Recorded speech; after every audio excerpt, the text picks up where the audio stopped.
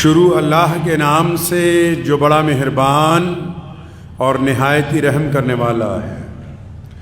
تمام حضرات سورہ فاتحہ اور درود پاک پڑھ لیجئے۔ اعوذ باللہ من الشیطان الرجیم، بسم اللہ الرحمن الرحیم، الحمدللہ رب العالمین، الرحمن الرحیم، مالک یوم الدین، ایاک نعبد و ایاک نستعین، ایاک نعبد و ایاک نستعین، ایاک نعبد و ایاک نستعین، اہدنا الصراط المستقیم صراط الذین انعمت علیہم غیر المغضوب علیہم ولا الضالین، آمین۔ اللہم صلی علی محمد وعلی آل محمد کما صلیت علی ابراہیم وعلی آل ابراہیم انکا حمید مجید۔ اللہم بارک علی محمد وعلی آل محمد کما بارکت علی ابراہیم وعلی آل ابراہیم انکا حمید مجید۔ عروج سے بحر و بر نہ ہوگی کبھی حیات منافقانہ، ہزار جدت ترازیوں کے مزاج بدلا کرے زمانہ، ہزار جدت ترازیوں کے مزاج بدلا کرے زمانہ، مگر یقین رہے گا عامر مزاج باطل وہی پرانا۔ ہزار جدت ترازیوں کے مزاج بدلا کرے زمانہ، مگر یقین رہے گا عامر مزاج باطل وہی پرانا۔ عروج سے بحر و بر نہ ہوگی کبھی حیات منافقانہ، زباں پہ اسلام کا وظیفہ مگر خیالات کافرانہ۔ گناہوں کے درمیان ایک گناہ ایسا ہے کہ جس کے متعلق نبی اکرم صلی اللہ تعالیٰ علیہ وسلم کی ذات گرامی نے سخت وعید فرمائی۔ گناہوں کے بھی الگ الگ زمرے طے کیے گئے، اور کوئی بھی جو بشر ہے وہ گناہوں سے مکمل پاک نہیں ہو پاتا۔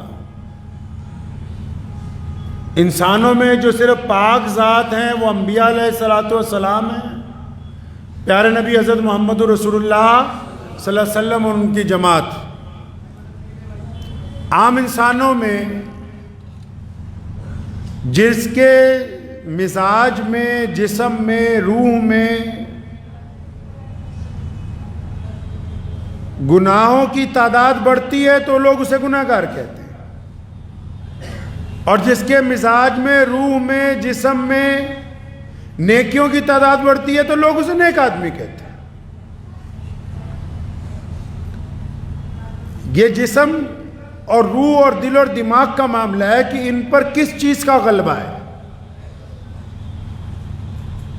اللہ کے پیارے نبی حضرت محمد رسول اللہ صلی اللہ تعالیٰ علیہ وسلم کی ذات گرامی سے کسی نے سوال کیا، یا رسول اللہ جو مومن ہوتا ہے، مسلمان ہوتا ہے، وہ فلاں گناہ کر سکتا ہے؟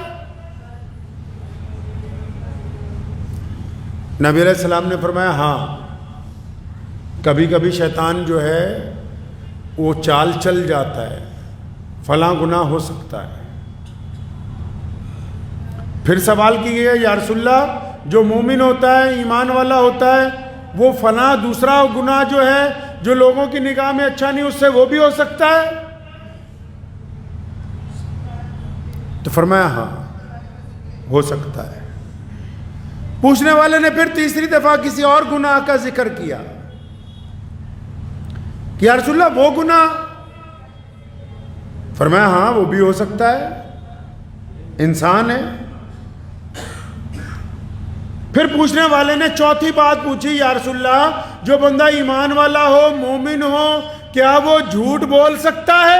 تو کریم رسول کہیے صلی اللہ علیہ وسلم نے فرمایا تھا کہ سن لو میری بات کان کھول کے کہ جس نے کلمہ لا الہ الا اللہ محمد رسول اللہ پڑھ لیا اس سے کوئی گناہ ہو سکتا ہے، کوئی بڑی بات نہیں ہے، لیکن اس سے 2 گناہ نہیں ہو سکتے۔ پوچھا گیا یا رسول اللہ کون سے 2 گناہ مسلمان نہیں کر سکتا، کون سے 2 گناہ ایک مومن نہیں کر سکتا؟ فرمایا جو مسلمان ہوگا وہ کبھی جھوٹ نہیں بول سکتا، اور جس نے کلمہ لا الہ الا اللہ پڑھا ہوگا وہ کسی دوسرے بندے کو دھوکہ نہیں دے سکتا ہے۔ مومن جو ہوتا ہے اگر کسی کو بہت زوم ہے اپنے اوپر کہ میں اللہ والا ہوں، میں بڑا متقی ہوں، بڑا پرہیزگار ہوں، اور اس کی زبان سے جھوٹ نکلتا ہے، کسی کو بہت اپنے اوپر فخر ہے کہ اچھا میں تو بڑا دیانتدار نظر آتا ہوں، اور وہ لوگوں کو دھوکہ دیتا ہے، بے ایمانی کرتا ہے، سامنے کچھ اور ہے، پیٹھ کے پیچھے کچھ اور ہے، تو پیارے نبی علیہ السلام نے فرمایا کہ کچھ بھی ہو سکتے ہیں، اور بہت سارے گناہ ہیں جو ہو جاتے ہیں، توبہ ہو جاتی ہے، اللہ معاف کر دیتے ہیں، لیکن مسلمان بھی ہو جھوٹ بولتا ہو، مسلمان بھی ہو دھوکہ دیتا ہو، یہ باتیں اکٹھی ہو ہی نہیں سکتی۔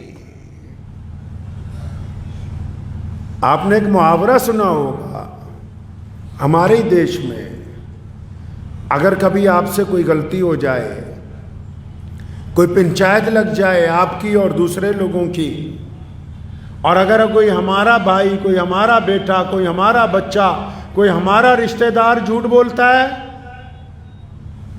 پنچایت میں، جس میں غیر مسلم دوست بھائی بھی بیٹھے ہوں، جب کوئی داڑھی والا، کوئی ایمان والا، کوئی اپنے آپ کو مسلمان کہنے والا، کوئی اپنے کو پٹھان، قریشی، میر ڈار کہنے والا جب کوئی جھوٹ بولتا ہے تو سامنے سے وہ غیر مسلم کیا کہتا ہے؟ او یار تجھے شرم نہیں آتی؟ تو مسلمان ہو کے جھوٹ بولتا ہے؟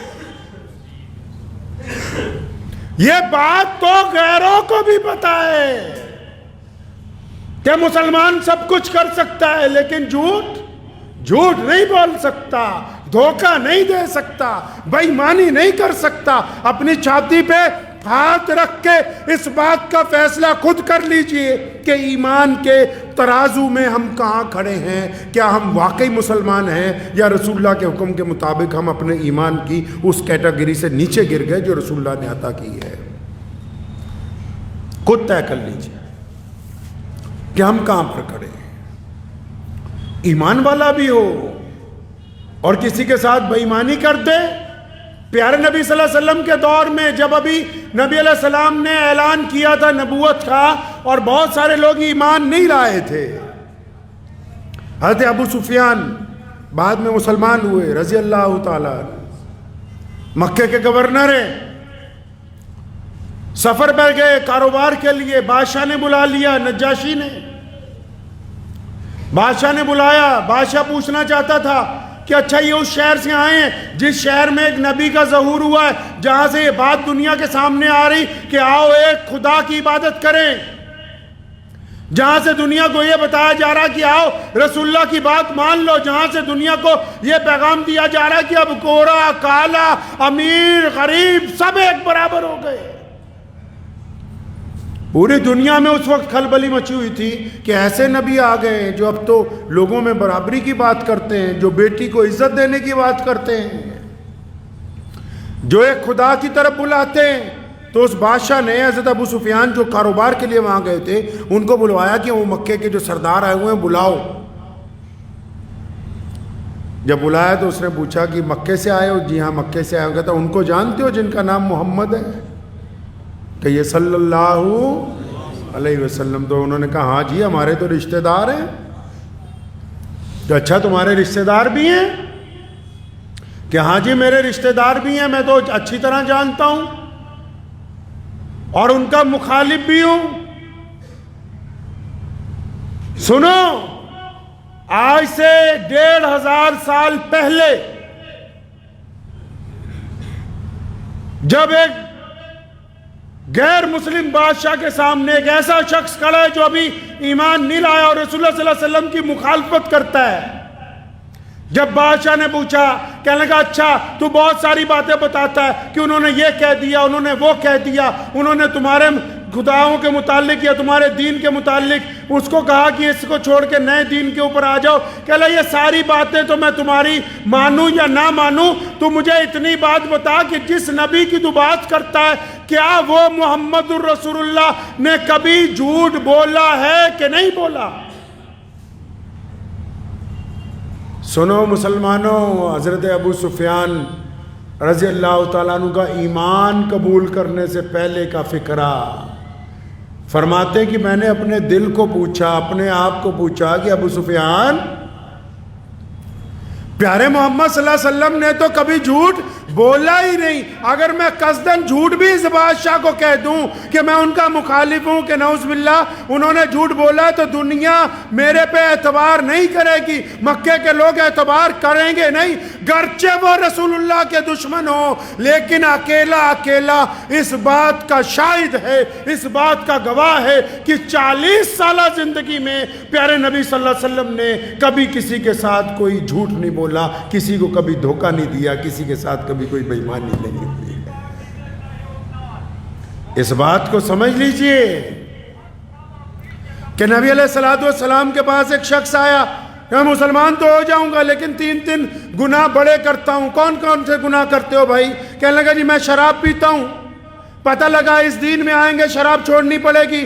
میں زنا کرتا ہوں، پتہ لگا اس دین میں آئیں گے زنا چھوڑنا پڑے گا۔ میں جھوٹ بولتا ہوں، پتہ لگا اس دین میں آؤں گا تو گناہ چھوڑنا پڑے گا۔ میں چوری کرتا ہوں، پتہ لگا اس دین میں آؤں گا تو چوری کرنی چھوڑنی پڑے گی۔ اب میں ایک وقت میں تو 4 گناہ نہیں نہ چھوڑ سکتا، میں ایک وقت میں تو ساری برائیوں کو نہیں چھوڑ سکتا، آپ بتائیں کس برائی کو چھوڑ دوں؟ تو دیکھیں نبی علیہ السلام کا کیمیائی علاج، نبی علیہ السلام حکیم ہے، پوری کائنات کے نبی علیہ السلام نے تمام گناہوں کا ذکر بعد میں کیا، فرمایا آجا وعدہ کر لے کہ آج کے بعد تو کبھی جھوٹ نہیں بولے گا، وعدہ کرو کہ جھوٹ نہیں بولو گے۔ وعدہ کر گیا کہ جھوٹ نہیں بولوں گا، وعدہ کر کے نکلا، چوری کا موقع آیا، چوری کرنے لگا تو دل میں خیال آیا کہ کل کو اگر دربار رسالت صلی اللہ علیہ وسلم میں پوچھا گیا چوری کی تھی کہ نہیں کی تھی، ہاتھ پیچھے کرتا ہے، کہتا نہیں میں لوگوں کے سامنے کیسے اقرار کروں گا، میں نے تو جھوٹ نہ بولنے کا وعدہ کر لیا ہے، اگر سچ بولتا ہوں تو میری عزت جاتی ہے۔ چوری چھوڑی، زنا چھوڑا، شراب نوشی چھوڑی، ایک گناہ۔ حدیث پاک میں آتا ہے جب بندہ جھوٹ بولتا ہے تو اس کی زبان سے اتنی زبردست بدبو نکلتی ہے کہ جو نیکی کے فرشتے ہوتے ہیں وہ 1 میل دور چلے جاتے ہیں، 1 میل دور چلے جاتے ہیں۔ اور آج کے وقت میں لوگوں نے جھوٹ بولنے کو نام بنا لیا، شغل کر رہے ہیں جی، مستی لیں گے، ویسے ہی دوسروں سے کھیل رہے ہیں۔ یہ جھوٹ کے نئے نام رکھے ہم نے معاشرے کے اندر، اور یہ جو جھوٹ بولنے والی مشین ہم کو مل گئی جس کا نام موبائل ہے، تو قصداً لوگ جھوٹ بول رہے ہیں۔ اللہ کے بندے، جھوٹ کی وجہ سے نماز خراب ہو رہی ہے، جھوٹ کی وجہ سے دل مجروح ہو رہا ہے، جھوٹ کی وجہ سے دل میں بے چینی آ رہی ہے، جھوٹ کی وجہ سے کاروبار برباد ہو رہا ہے، جھوٹ کی وجہ سے رشتوں میں تلخی پیدا ہو رہی ہے، جھوٹ کی وجہ سے بے برکتی ہو رہی ہے۔ آپ کیا سمجھ رہے ہیں کہ یہ کوئی گناہ ہی نہیں جو آپ کر رہے ہیں؟ اس گناہ کی بدبختی آپ کے جسم پر پڑ رہی ہے، آپ کی روح زخمی ہو رہی ہے۔ قصداً کسی کا فون آئے گا، ہاں جی کہاں ہو؟ اگر چوراہے پہ بھی کھڑا ہے تو کہے گا جی میں تو گھنٹہ گھر پہ کھڑا ہوں۔ قصداً جس جھوٹ کی ضرورت بھی نہیں۔ ماں باپ پوچھ لیں ہاں بیٹا راستے میں آ رہے ہو، کہاں پہنچے؟ اگر دہلی سے آ رہا ہے لدھیانہ پہنچنے والا ہے تو کہے گا نہیں جی میں تو ابھی امبالہ ہی ہوں۔ جس جھوٹ کی ضرورت ہی نہیں ہم وہ بھی بول رہے ہیں۔ عورتیں مردوں سے جھوٹ بول رہی ہیں، اپنے مرد اپنی بیویوں سے جھوٹ بول رہے ہیں، اولاد اپنے ماں باپ سے جھوٹ بول رہی ہے، کاروباری قسمیں لے لے کے جھوٹ بول رہے ہیں کہ خدا کی قسم یہ تو تمہیں ہی سستا دے رہے ہیں ورنہ یہ تو اتنے کا ہے ہی نہیں۔ حلال چیز کو حرام کر کے کھا رہے ہیں۔ جو چیز اللہ نے آپ کو عطا کر دی حلال بھی ہے، جائز بھی ہے، درست بھی ہے، آپ اس میں بھی جھوٹ بول کے اس کو اپنے لیے مال حرام بنا رہے ہیں۔ کاروبار میں اللہ تبارک و تعالیٰ نے 99% منافع رکھا ہے، روزی کے 100 حصے کیے گئے اور 99 روزیاں کس کو دی؟ جو لوگ کاروبار کرتے ہیں۔ 1% دی نوکری والوں کو، 1% دی جو دوسروں کی ملازمت کرتے ہیں، اور جن کو 99% اللہ نے برکتیں دی ہوں، جب برکت ان کے پاس پہنچ جائیں، مال ان کا، محنت ان کی، کام ان کا، پھر بھی گاہک کو دیتے ہوئے خدا کا نام لے کر جھوٹ بولتے ہیں، تو اس کے حلال کو حرام میں تبدیل کرتے ہیں۔ ان سے بڑا بیوقوف اور کون ہو سکتا ہے بھائی؟ قسم کھانے کی کیا ضرورت ہے؟ آپ کی چیز ہے، آپ کی مرضی، آپ بیچیں نہ بیچیں، آپ کے اوپر کسی نے زور زبردستی تو نہیں کی۔ آپ دوسرے کو لبھانے کے لیے جھوٹ بول رہے ہیں، آپ یاروں دوستوں کو جھوٹ بول کے آکرشت کرنا چاہتے ہیں اپنی طرف، لوگوں کو جھوٹ بول کے مزیدار باتیں کرتے ہیں کہ شاید یہ ہمارے حامی اور ناصر ہو جائیں گے۔ اللہ کے بندے، جب جان نکلتی ہے، یہ جتنے رشتہ دار ہیں، یہ جس اولاد کے لیے تو ٹھگیاں مارتا پھرتا ہے، یہ جن یاروں کے ساتھ بیٹھ کے 2 بجے تک رات کو محفلیں کرتا ہے، ادھر جان نکلتی ہے، یہ بھی نہیں پوچھتے کہ عبد الرحمن کا جنازہ کب اٹھے گا، یہ پوچھتے ہیں میت کتنے بجے اٹھانی ہے، ہمیں مس کال مار دینا، ہم بھی پہنچ جائیں گے تاکہ جلدی فارغ ہو جائے۔ جن کے لیے سارا دن جھوٹ بولتا ہے نا، جس مال کو کمانے کے لیے سارا دن بے ایمانیاں کرتا ہے، قبرستان میں ان کا واٹس ایپ بند نہیں ہوتا، وہاں جا کے بھی ان کو یہ پڑی ہوتی ہے کہ پہلے جلدی واپس کیسے پہنچ جائیں۔ کس خام خیالی میں پڑ گیا، ایک ایسے گناہ کا مرتکب ہو رہا ہے بندہ۔ ماں پوچھتی ہے کہ کیا بیٹا کمایا، جھوٹ بولتا ہے کہ اگر پوری بات بتا دوں گا تو شاید بیچ میں سے پیسے نہ مانگ لے۔ بیوی پوچھتی ہے، اس سے ہیرا پھیری کرتا ہے، یاروں کے ساتھ آنکھ بچا بچا کے بے ایمانیاں کرتا ہے، ٹھگیاں مارتا ہے۔ اچھا پھر سمجھتا ہے میں تو بڑا کامیاب ہو گیا ہوں۔ اللہ کے بندے، کون کامیاب ہو گیا؟ کامیاب تو صرف وہ ہو سکتا تھا جس کو موت آ ہی نہیں سکتی۔ پنجابی کا ایک بہت شعر ہے نا، بہت مشہور، کہ دشمن مرے تے خوشی نہ کریے، دشمن مرے تے خوشی نہ کریے، سجنا بھی مر جانا۔ کہتا تو ایسی بات پہ خوش ہو رہا ہے جو تیرے ساتھ ہونے والی ہی نہیں، جیسے یہ جس بات پر تو خوش ہو رہا ہے، یہ تیرے ساتھ بھی یہ واقعہ پیش آنے والا ہے، یہ حادثہ تمہارے گھر میں بھی ہونے والا ہے کہ تم تو خوش ہو رہے ہو، اچھا میرا دشمن مر گیا، اس کا جنازہ اٹھ گیا۔ ارے یہ کوئی جنازہ ایسی چیز ہے جو صرف دوسروں کے گھر میں اٹھتا ہے کہ تمہارے گھر سے کبھی کوئی جنازہ ہی نہیں اٹھا ہے؟ 24 گھنٹے پھر بندہ اس حد تک پیچھے آ گئے ہیں، معاشرے میں جتنے لوگ ہیں، چاہے وہ کسی بھی مذہب سے تعلق رکھتے ہوں، ہم اس حد تک نیچے آ گئے کہ اپنے آپ سے ہی جھوٹ بولتے ہیں، جھوٹی تسلیاں دیتے ہیں اپنے آپ کو، کسی کے ساتھ بے ایمانی کر کے، کسی کے ساتھ ٹھگی کر کے اپنے دل کو تسلی کر دیتا ہے کہ نہیں نہیں اس کو پتہ نہیں لگے گا، اس کے ذہن میں یہ بات نہیں آئے گی جو رگڑا تو نے لگا دیا ہے۔ اگر اس کو پتہ نہ بھی لگے تو جس نے حساب لینا ہے اس کے رجسٹر میں تو بات چڑھ رہی ہے، جس رب کو پتہ لگنا چاہیے اس کو تو پتہ لگ رہا ہے، جہاں پتہ لگنے کی بات ہے ان کو تو سب پتہ ہے۔ اور جھوٹ اور دھوکہ کیسی دیکھو کمال کی چیز ہے۔ آپ کسی کے ساتھ نیکی کیجئے، کسی کے ساتھ نیکی کیجئے، آپ نیکی کی ایک صفت ہے، جب بندہ کسی کے ساتھ نیکی کرتا ہے نیکی چلنے لگ پڑتی ہے، اس کو پیر لگ جاتے ہیں۔ مثال دے کے سمجھا رہا ہوں، آپ کہیں کوئی پوچھنے آ رہے بھی سچی مچی نیکی کے پیر کہاں ہیں؟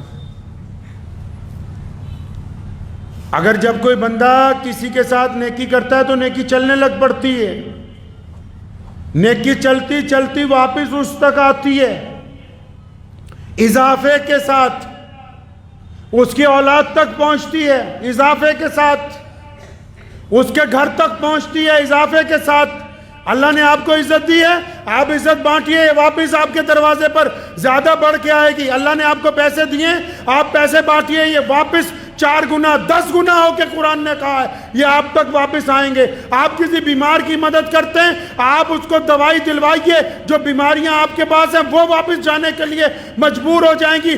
آپ کسی کی مظلوم کی مدد کرتے ہیں، ظالم آپ پر کبھی حاوی نہیں ہو سکتا۔ اسی طرح جب آپ کسی کو دھوکہ کرتے ہیں تو وہ پھر چلتا نہیں، دوڑنے لگتا ہے، اور وہ دھوکہ دوڑتا دوڑتا واپس آپ تک پہنچتا ہے، اور ایسی جگہ آپ کو آ کے ٹکراتا ہے جہاں آپ کو سہاروں کی امید ہوتی، وہاں آپ کو دھوکہ ملتا ہے۔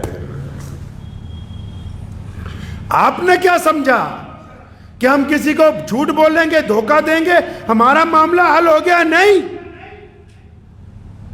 سفید لباس پہن لینا نیکی کی علامت نہیں ہے، ظاہر اور باطن کا ایک ہو جانا نیکی کی علامت ہے۔ اگر کوئی آدمی نشہ بیچ رہا ہے تو جو دین بیچ رہے ہیں وہ بھی اتنے ہی بڑے گنہگار ہیں۔ اگر کوئی آدمی طوائف کے دروازے پر جا رہا ہے تو جو لوگ مذہب کو طوائفوں کی طرح استعمال کرتے ہیں وہ بھی اتنے ہی بڑے گنہگار ہیں۔ یہ کس نے کہہ دیا کہ گنہگار صرف وہی ہیں جو ایمان والے نہیں ہو سکتے، یا گنہگار بس وہی ہیں جن کی حالت بگڑی ہوئی ہے؟ اچھے اچھے لب و لہجے والے، اچھی شکل و صورتوں والے اللہ کے نزدیک اس لیے گنہگار ہیں کیونکہ وہ اللہ اور اس کے رسول کو اور مسلمانوں کو، دین کو، دنیا والوں کو، دوسرے مذہب کے لوگوں والوں کو دھوکہ دے کے اپنا کام سیدھا کرنے کے چکر میں لگے ہوئے ہیں۔ وہ اللہ کے دھوکے سے بچ نہیں سکتے ہیں۔ ایسے لوگوں کو اللہ نے قرآن پاک نے کہا کہ اچھا چالیں چلتے ہو، اور چالیں چلتے ہو تم کیا سمجھتے ہو کہ تمہاری چال کامیاب ہے؟ تم بیوقوف بناتے ہو لوگوں کو، تم دوسروں کی بہن بیٹیوں پر گندی نگاہیں ڈالتے ہو، تم میڈیا میں بیٹھ کے کسی قوم کو بدنام کرنا چاہتے ہو، تم مظلوم جو لوگ جنگ میں مارے جا رہے ہیں ان کو آتنکوادی بتاتے ہو، اور مارنے والوں کو تم اچھا بتاتے ہو۔ اللہ نے قرآن میں کہا اچھا چالیں چلتے ہو نا، چلو پھر کتنی چالیں تمہیں چلنی آتی ہیں۔ اللہ فرماتے ہیں جس دن ہماری چال چلے گی تمہاری ساری کی چالیں دھری کی دھری رہ جائے گی یہیں کے اوپر۔